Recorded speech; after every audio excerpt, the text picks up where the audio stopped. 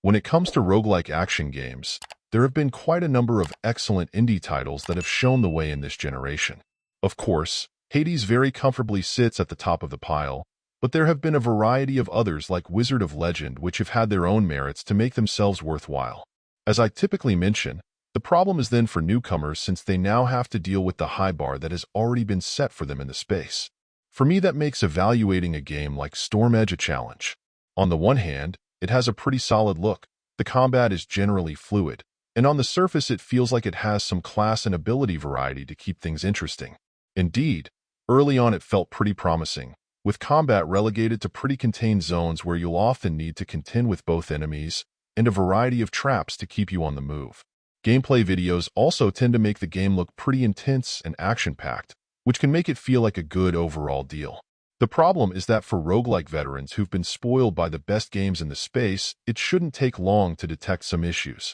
While your dash, and executing a perfect dash in particular, are vital to your success, it can also feel outright cheap and spammy depending on the class you choose. Considering the fact that the on-screen action can generate loads of visual flourishes, it can actually be difficult to follow what's going on well, which honestly also encourages you to stick with what works and spam combos of attacks rather than taking a more measured approach. Even as intense as the top-tier games in this space can get, I don't typically feel like I'm able to go on autopilot and need to plan as I go to be effective.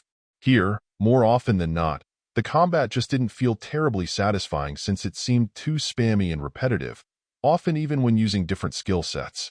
For the less picky, and folks who want some degree of challenge without necessarily needing to become fully invested in what you're doing, this may prove to be fun.